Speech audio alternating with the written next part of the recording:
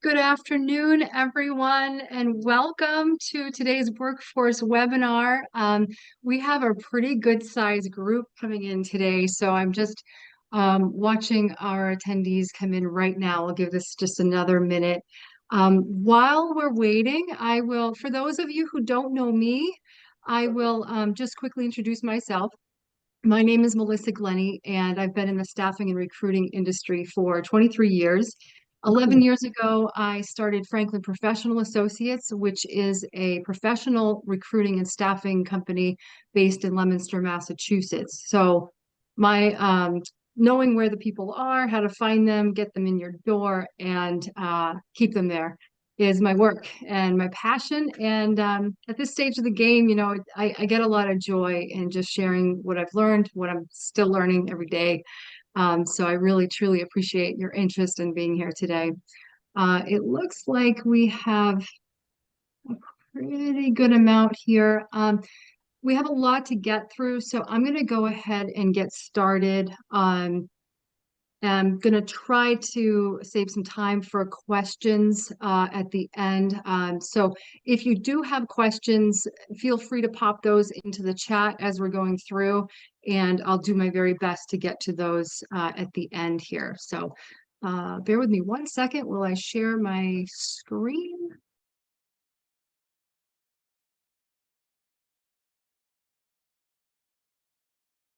Okay, and I think we're in good shape. So I'm going to start off by discussing the trends we were seeing before COVID, because this situation has been a long time in the making. When I get into conversations with people about where the workers have gone, there's often this perception that COVID came along and toppled everything over, and it did absolutely do a lot of damage for us, but there's a much broader picture than that. Excuse me if I pause here for a minute. I see that we just had another pop in here. So yeah, it's a much broader picture than COVID. We've known this wave was coming for a long time. We just didn't realize that it would be crashing to shore with a hurricane on top.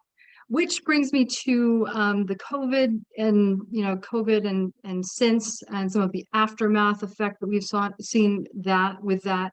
And then woven into all of this, you'll get a sense of where we're heading. And most importantly, we'll spend the second half of our time talking about what you can be doing now and start thinking about what you can do in the future to help your business endure, obviously adapt, and then get to a point where you can look at what opportunities for advantage can you find in the situation. We might call that getting back to thriving. So I'm just checking our attendees one more time. Just don't want to miss anybody. Okay, so all right, so how did we get here?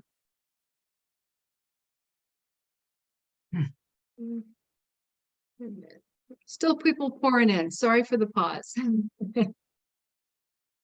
Might have this for the next few minutes, but I don't want you sitting here silent. So I'm going to try to just keep going.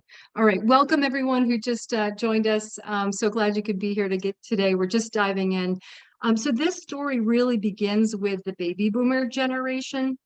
They brought such an inflection point in the United States because there were over 50% more births than in the prior generation. So by that alone, our labor force was already poised to grow dramatically, but then women came on the scene in a historical way. And between the late 60s and the 90s, the number of women entering the workforce doubled. So we saw this dramatic change in our labor force as a result of that. Baby boomers were also a generation of college educated and upskilled, money motivated individuals. So that combined with the double income household resulted in an increase in household median income by over 50%. And that changed a lot of behaviors. It changed our world in many ways. One of the effects of that was that subsequent generations have been entering the workforce later in life, later than their parents did. So the last key impact to note here about the household income is that baby boomers accumulated a lot of wealth over their lifetimes. Next to your parents' house already?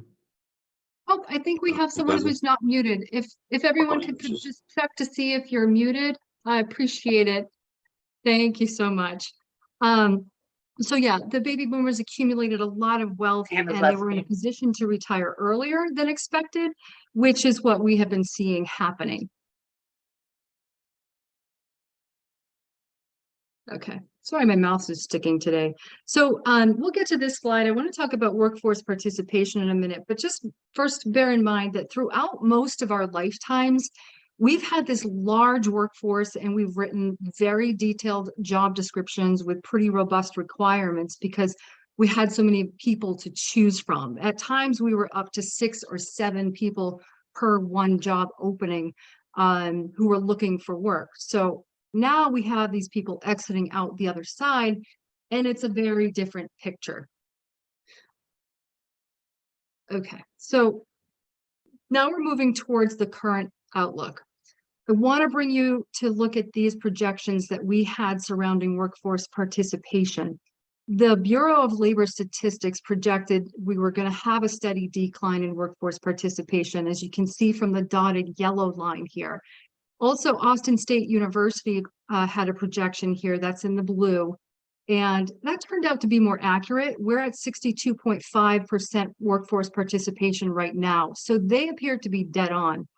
The other thing that happened in the years preceding 2020, just starting about 2015, was that the millennials became the dominant generation in the workforce as baby boomers were retiring. So we see that the millennials and Gen Zers have a greater preference to work part-time even when they can work full-time. So that's also played a role in the decline of our workforce participation rate. Interesting side note here, that the Gen X and millennials are beginning to see a transfer of wealth that baby boomers accumulated throughout their lifetimes. And that number is to the tune of $1.6 trillion, which is averaging out to about 1.2 million per family. So we can presume a lot of them have a financial nest egg to allow them to work less than full time, or potentially just have one parent working, things like that. So those factor into this participation rate. So now we're left with this double whammy of having a smaller workforce and then less participation from those who are in the workforce. So for purposes of parsing out the COVID situation, let's look at things right before COVID hit. We were at a record low unemployment for non-wartime. We had roughly 7 million job openings, which was a record at that time, and about 6 million people unemployed who were actively looking. So there was about a 1-to-1 job opening to job seeker ratio at that point. Now, the current picture, so now what you're looking at here is the Bureau of Labor Statistics report that tracks job openings, new hires made, and separations. So historically, job openings track with the number of new hires made. It's usually a little bit higher than new hires. But in 2015, something happened for the first time since we've been recording these numbers, and that is that the job openings eclipsed the new hires being made, and you can see that gap has been growing substantially. The headline here now is that we have 11 million open jobs. We have 5.7 million job seekers unemployed. So we're near about 0.5 job seekers for every one job opening. It's kind of like playing a game of musical chairs, except instead of one person without a seat when the music stops, it's half of the people without a seat when the music stops. So, from the employer standpoint, that's just simply a way of looking at where employers are, if I can continue the pun, literally standing today. So a couple more points I want to make about workforce participation. Baby boomers began retiring around 2009, and we've been losing ground with workforce participation ever since. Then, of course, we went off the cliff in 2020, but we started coming back up at a pretty good trajectory. And then something unexpected happened in March of 2022. You can see that that trajectory stalled, and then we saw it turn down. And ever since, we just haven't been able to get back. The real problem is that workforce participation rate was crummy to begin with. And we also understand that we're not likely to get even back to that. So I think it also bears noting that retirees have been taken out of this workforce participation equation. So bear in mind that this languishing trend of climbing back is after we had 1.7 million people taken right off the top as we went into 2021. So now let's get a little bit of a deeper dive into the post-COVID picture. We experienced a sharp rise in new disability claims beginning in May of 21. Shockingly, much more with the employed population compared to the overall population. So almost 1.2 million employed Americans became disabled, and we lost their participation, at least for some period of time, or in some percentage of their contribution. And that had a particular hit on the service industries, production, transportation, material moving, sales, even office, sales office operations, because people with disabilities are more likely to be employed in those sectors as opposed to managerial and professional. Also, last week, I saw an announcement that the set of symptoms that we're calling long COVID at this point can be a disability covered under ADA. And because it's difficult and it takes a long time to diagnose, an employee does not need to have an official diagnosis. So the DOL is advising offering reasonable accommodations, things like flexible work schedules, telework, leave, even quiet workspaces. But they caution against a one-size-fits-all approach, so you can accommodate on a case-by-case basis. Now we're looking at disability. We've experienced a dramatic increase in excess mortality rates. The yellow highlighted line is the United States. I'm sorry, on this slide, the US is very, very difficult to see. It's basically tucked behind Russia. This isn't something we typically look at. In 23 years, I never used to look at the mortality rates. It just wasn't something we factored because two things. It's pretty consistent. Historically, it has been. So the other reason is that it's not usually something that has a direct impact on the workforce, because the majority of mortality is in the older population who are no longer in the workforce. But this slide shows the cumulative excess mortality for the last 3 years. The reason this is relevant now is because it's come to light that we've had a mixed shift in mortality from the old to the young prime-aged individuals. This is a little bit of a deeper dive with data from the Society of Actuaries, where you can see the mixed shift in mortality from from old to young. In the third quarter of 21, there was a 40% increase in excess mortality among employed people, presumably aged 25 to 64. But what we know is that these are people who are working, they're covered under group life insurance, and so likely probably working for larger companies. Now I want to just put this in perspective for you. The CEO of One America, which is a major life insurance company, said that a 10% excess mortality would be a once in a 200-year flood. 40% is off the charts.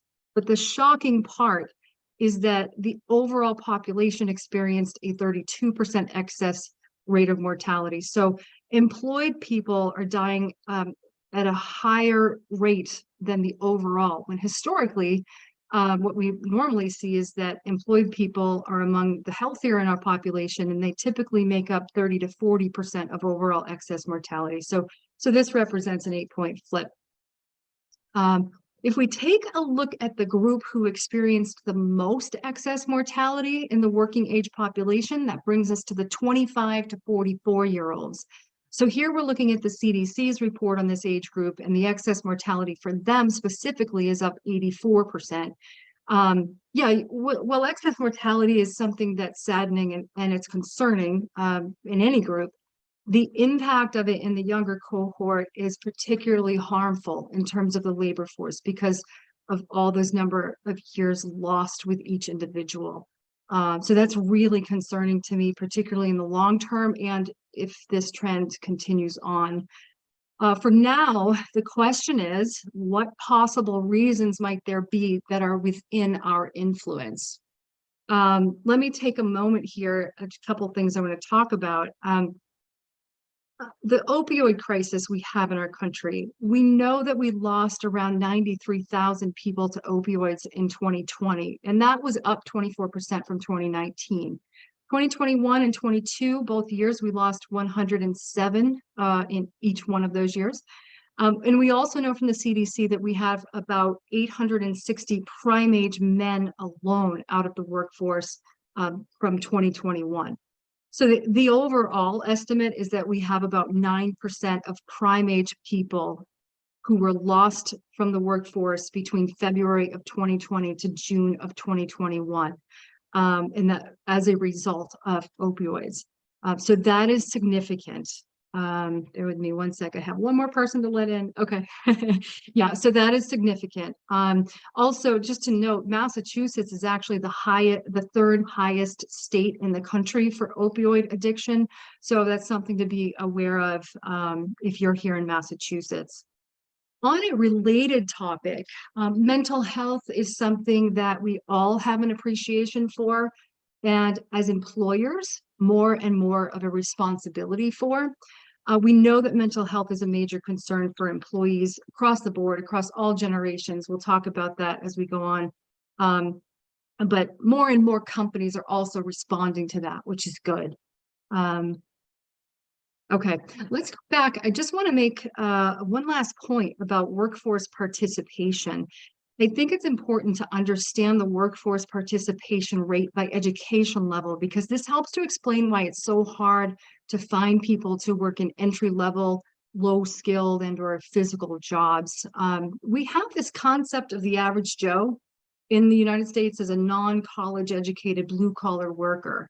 The issue is that our average Joe is actually a college-educated person, and 60% of our open jobs right now in the US do not require a college education. However, you can see here that the demographic for those 60% of jobs only makes up about 30% of the workforce. So, I'm involved, and I try to participate at every opportunity that I can to work with educators in the business community and help align education curriculum and certification programs with specific needs within the local business communities. And I highly encourage leaders to get involved and get out there and make sure that your needs are heard by the educators who are designing these programs and certifications, so we can get our labor pool trained up with the skills that you need. The other consideration is that the teen population would normally be filling entry-level, low-skilled jobs, but they're very engaged in education. In fact, there's a cultural undercurrent, I would say, surrounding teens of prioritizing education over work or seeing academics as the opportunity cost of working. So teens are just not working enough to make a difference at this point. Since 2011, the US has actually seen its labor force of young people fall by an average of 9,000 per year.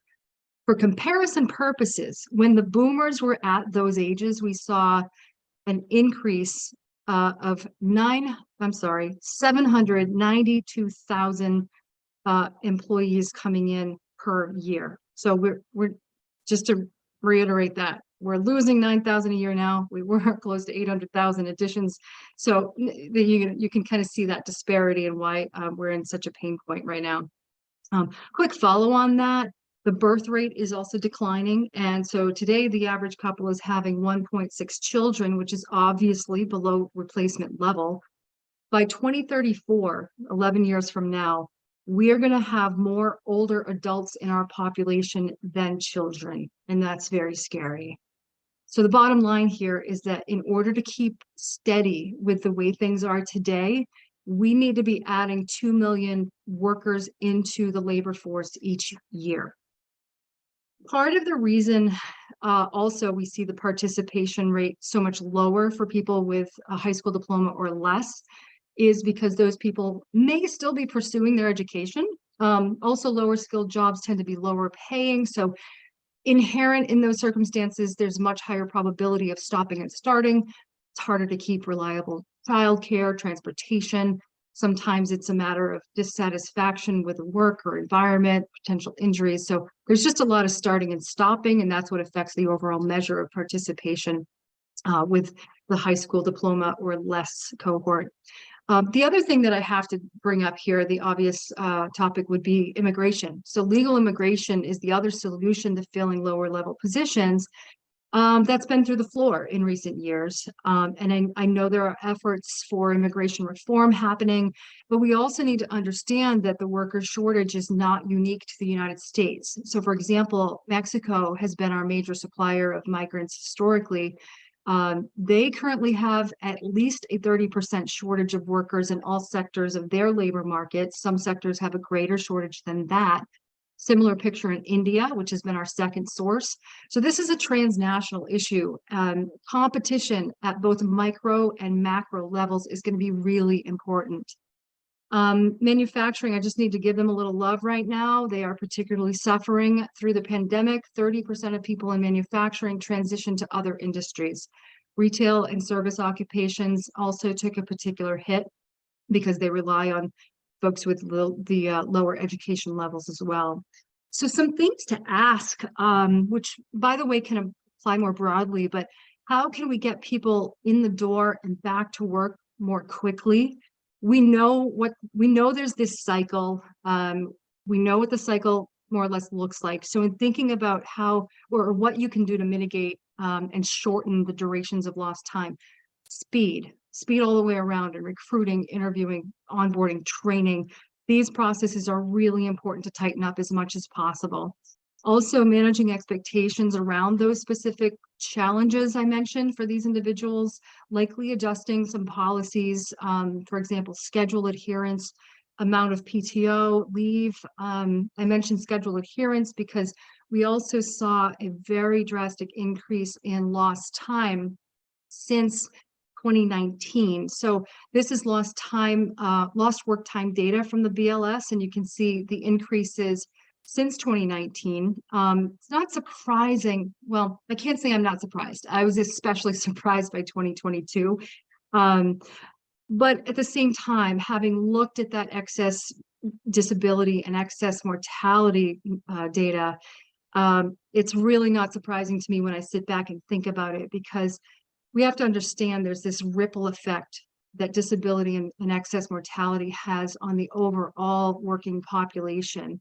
When prime age working people are often the ones with younger children and or elder care responsibilities. So whether it be death or disability, just realize that family and friends have to step in to fill these gaps.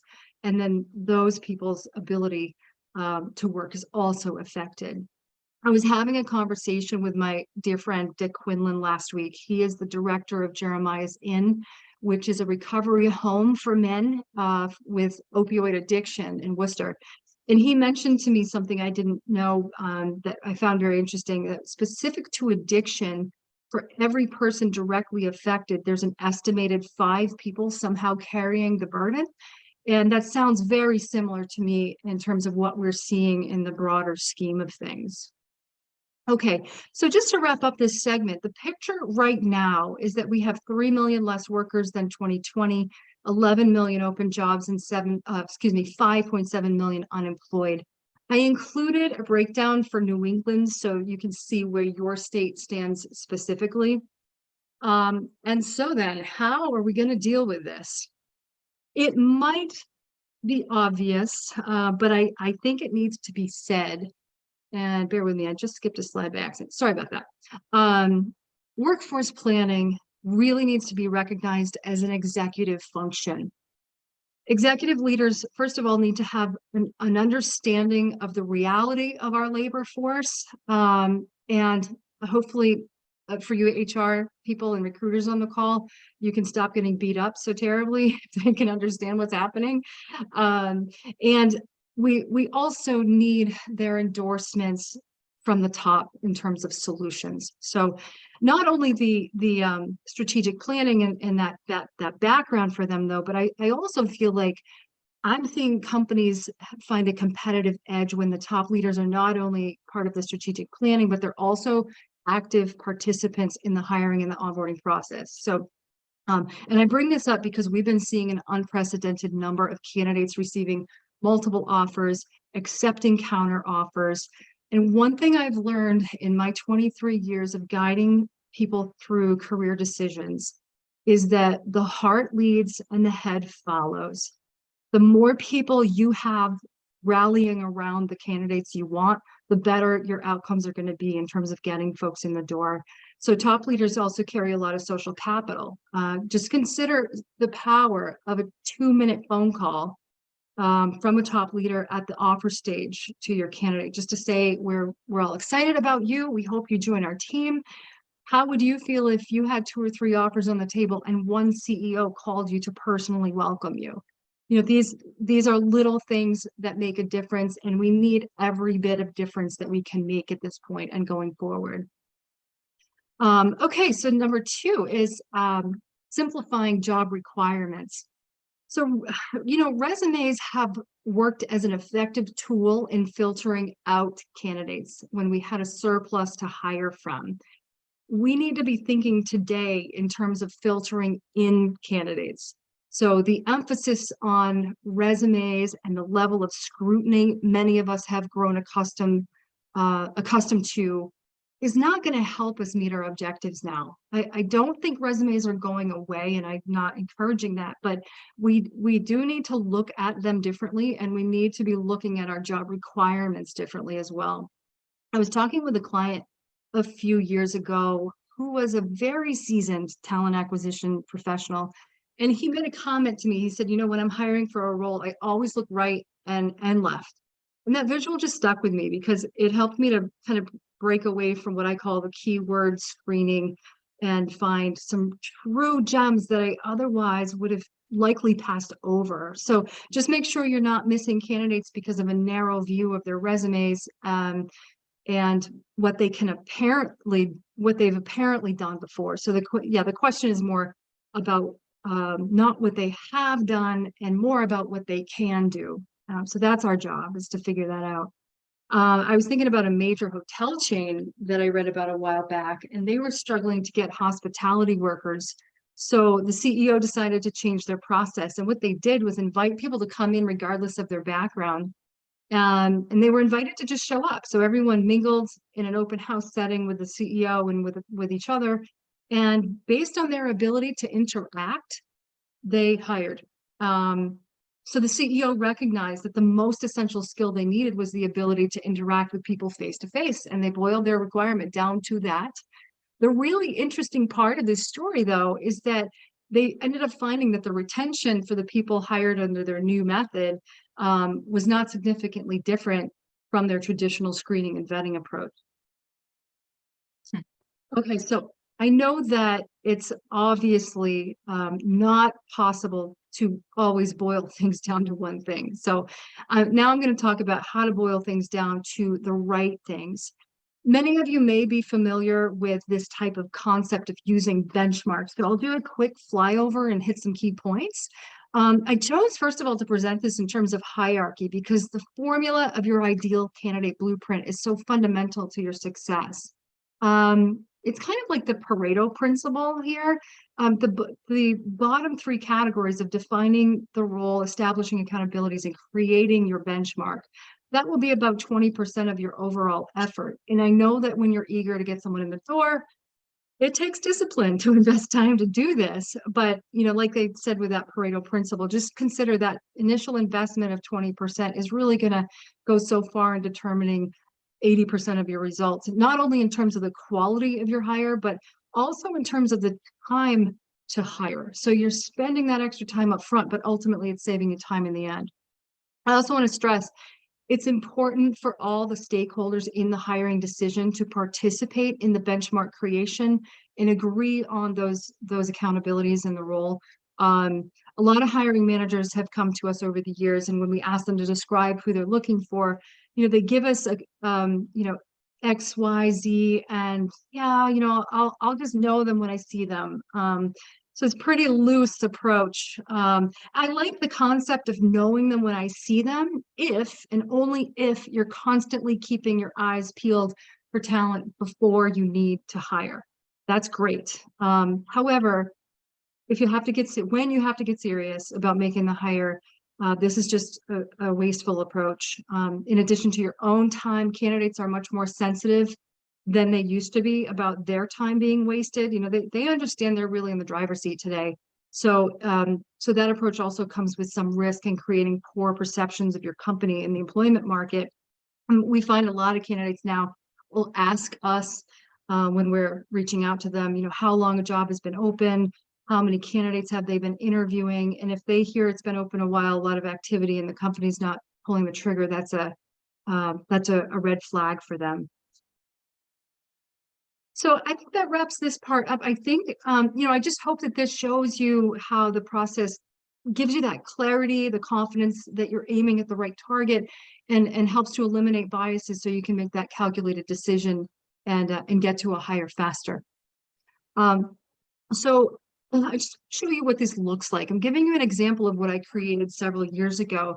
And the benchmarking process is 3 steps. So we start by brainstorming, or I'll say brain dumping, everything we can think of that is necessary, or we think is necessary for a person to bring to the table to qualify.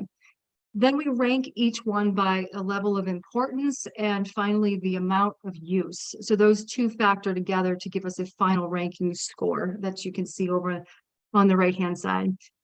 So this example is for one of our internal roles, and I just want to point you, just so you can understand the thought process with some of these items. I'll point you to employment law. It's about a third of the way down on the list. And you can see that the importance level is given a 3. So yeah, we're in the employment business. We have to know the law, but it's a 3 and not a 4 because we have backup resources. And so, that was the logic there. But then also the amount of use is 1, because in the course of everything we're doing in a day, the questions of unemployment law or situations where there's implications of that, they come up pretty sporadically. So we have the time to train, we have tools, we have backup. So that final ranking ends up being a 2. Now then let's look at when we're assessing candidates.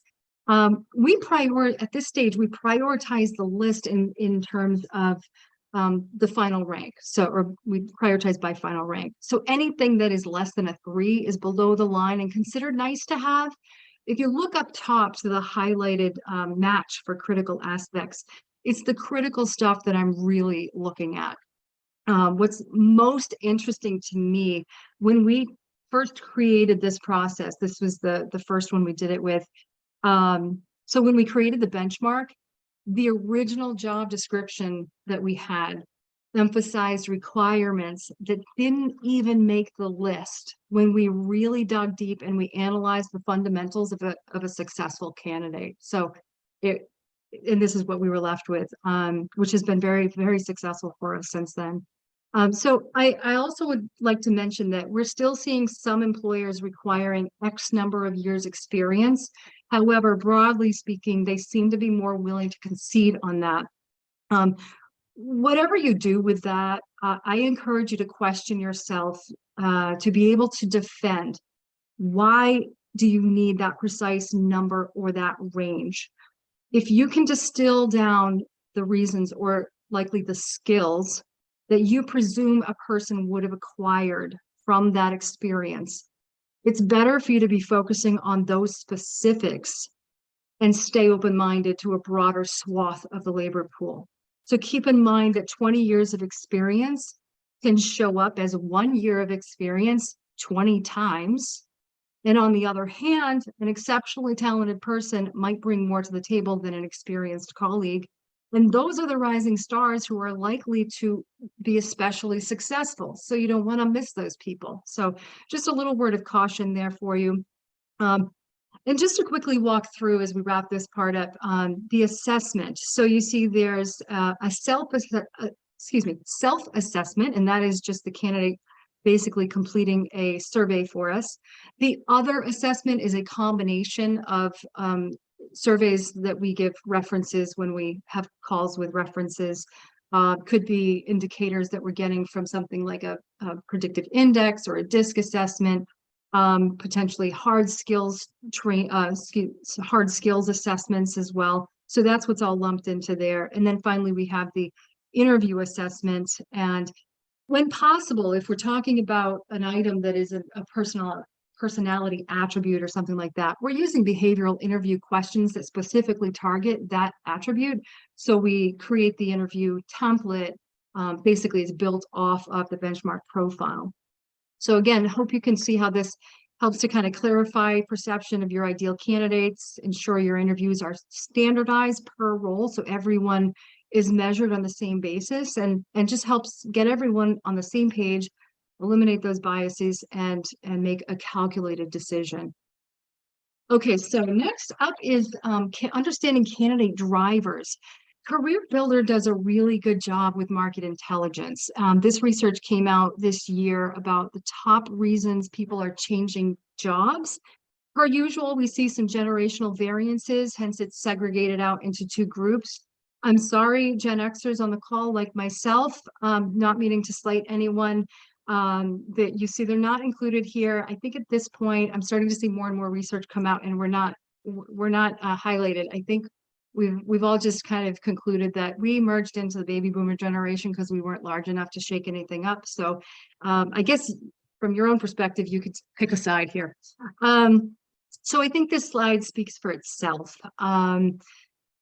I would add that the younger cohorts are really mission-minded, and so it's important to keep that in mind. They care a lot about doing something to make a positive difference in the world. People are also generally more concerned about happiness, which I think that ties to the mental health aspect that you can see, regs obviously highly for everyone. So I really just encourage you to reflect on this after the call and think about what grade you would give your company or your department in these categories. How attractive is your team based on this? Where can you improve your ability to entice candidates? And also, how do you communicate these things to the market through your employer branding? Those tangible things like compensation, benefits, they're pretty simple, but the more abstract stuff like culture, company management, environments that support mental health, those are more nuanced. So, we could easily do a whole webinar on branding around this, but the first step for today is just to, reflect on these things, give yourself an honest assessment of where you're at, and take the steps to make sure you're in really, really good shape with this stuff. I know that before I move on, flexibility is in here. And I did want to mention, it's interesting, there is a little bit of a difference in the desire to work remotely. We find, like with millennials, oh my goodness, it's really tough to get millennials to go into an office. They love working from home, but the Gen Z, we find that they are indicating they have more of a preference to be working in an office. So just kind of interesting. I know many companies are offering at least hybrid, if not remote. That's kind of how those two particular cohorts are responding to that. So I think it sounds like hybrid might be a really good thing to be aiming for at this point, so you're accommodating as many workers as possible in that regard. Okay, so we covered the three big ones. I'm going to go a little bit more rapid fire now through the rest of this as we head into the home stretch. I alluded to this earlier, recruiting and the speed and the process. I can't stress enough how important speed is. We have seen the average time to fill increase pretty dramatically. Right now, it's around 42 days across the board average. Some sectors, though, are seeing, upwards of 62 days. Of course, there's this immediate risk in terms of the lost opportunity cost of a vacant seat. But from my perspective, the bigger risk is losing out on talent because someone else acts faster. We've seen hours make the difference in how quickly offers are extended and negotiated. I'm sure many of you have probably experienced that pain of coming to the end and losing out on somebody who you really wanted to bring in. So we want to avoid that as much as possible. I just make the recommendation to be sure you have a defined process. Keep those steps compressed to as few as you can, and always schedule the next one as quickly as possible. So ideally, we'd like to see those steps paced no more than 3 business days apart. I know everybody's busy, that can be difficult. So, lean on things like video interviews to avoid longer stretches of time between meetings or conversations. Just remember, we have a saying here that time kills all deals, and boy, it does. So the next step is non-wage incentives, work flexibility, wellness solutions, additional time off, recognition in various forms. And what's even more meaningful here is who gives the award, how, and what professional doors does that open for the recipient.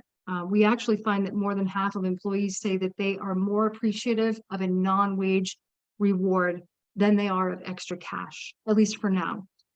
So non-wage incentives are also more acknowledgeable. They're more, people are more comfortable talking about those.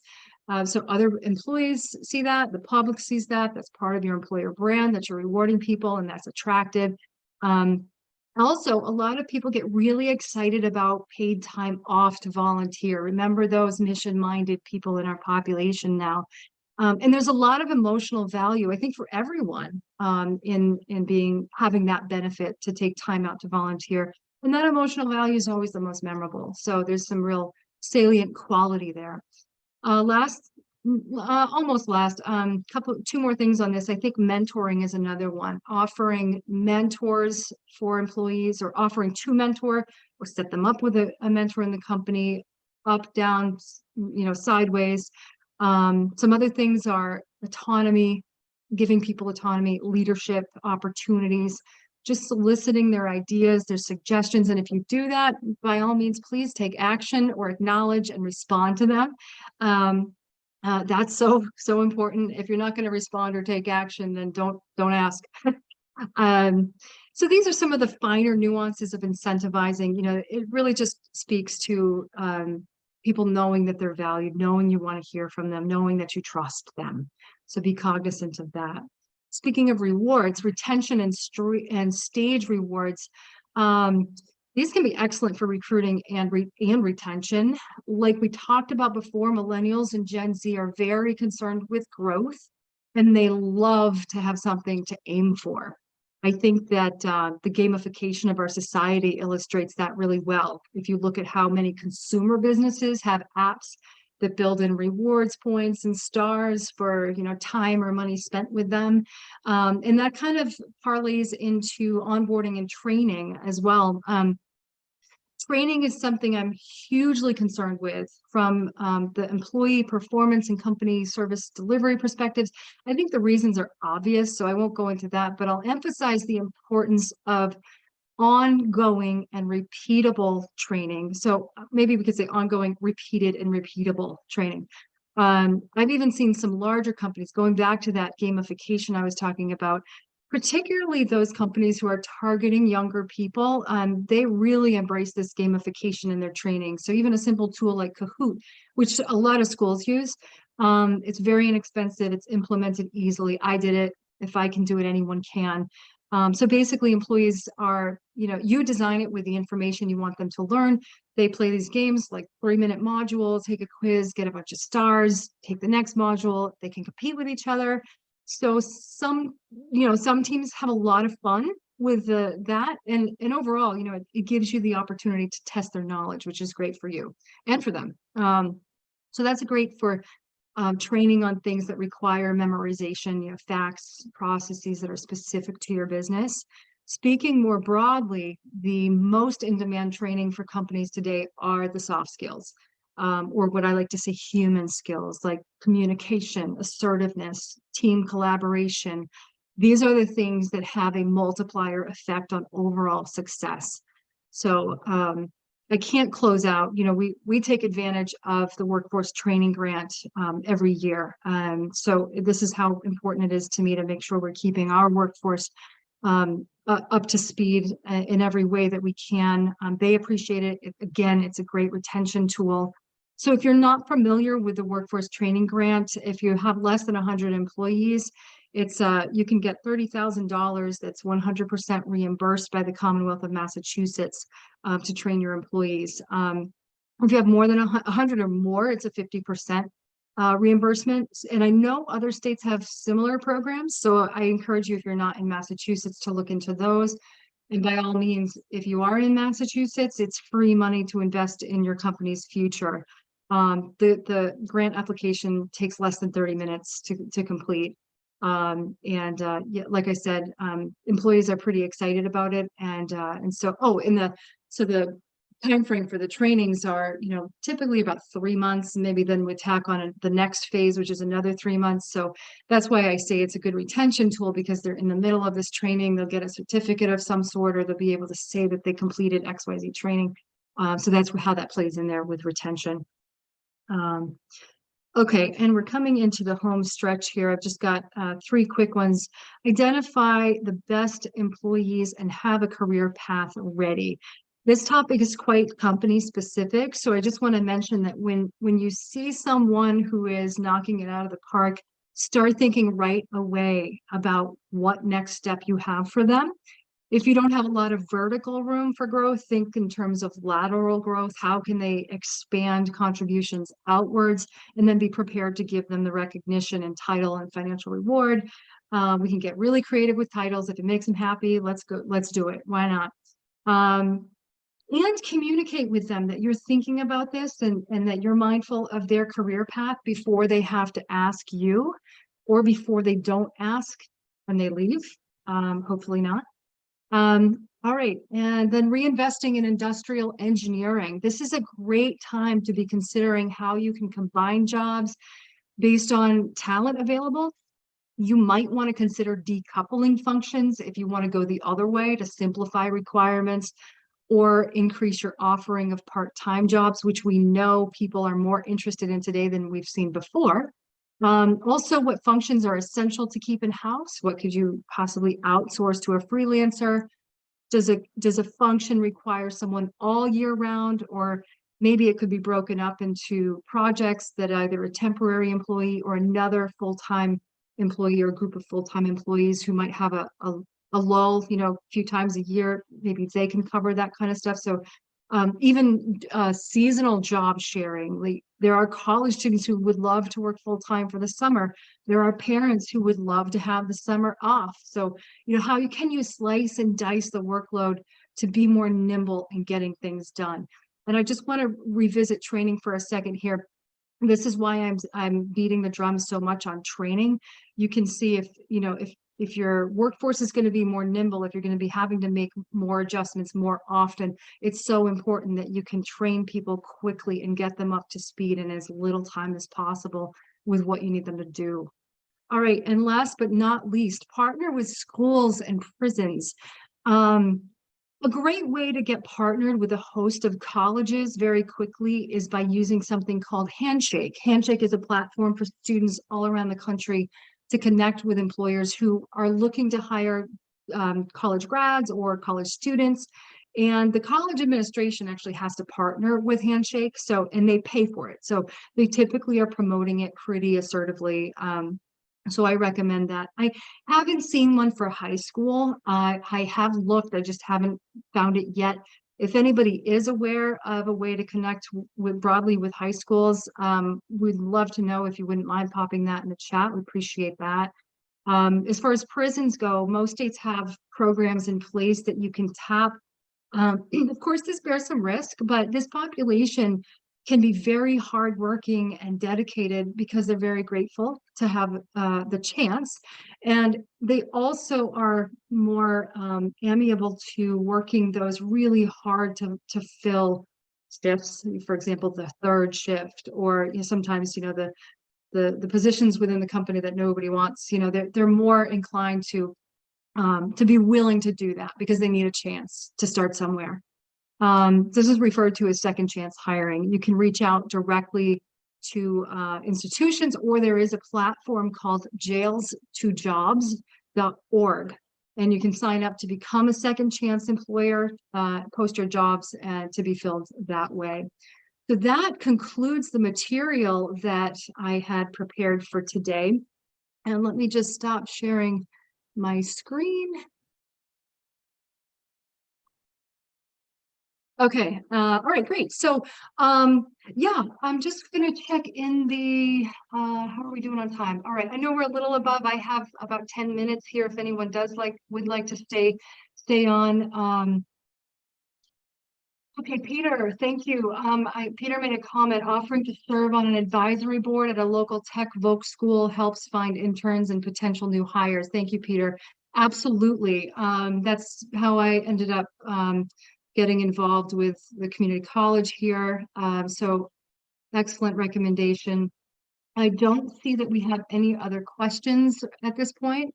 So I will go ahead and welcome you to share in the chat. We are starting to plan our next webinar, workforce webinar for June, the end of June. So if there's anything I covered today that you feel a deeper dive would be valuable for you on, or if there's anything I didn't touch on that you can think of that would be meaningful, we do want to make sure that we're keeping our content on topic for you. So happy to have any suggestions from you, and we'll give those our consideration and attention. Thank you, Kat. Appreciate the comment. Thank you for being here. And oh, I wanted to mention one more thing. I did compile a list of resources that I spoke about today. So if you were taking notes, that's great.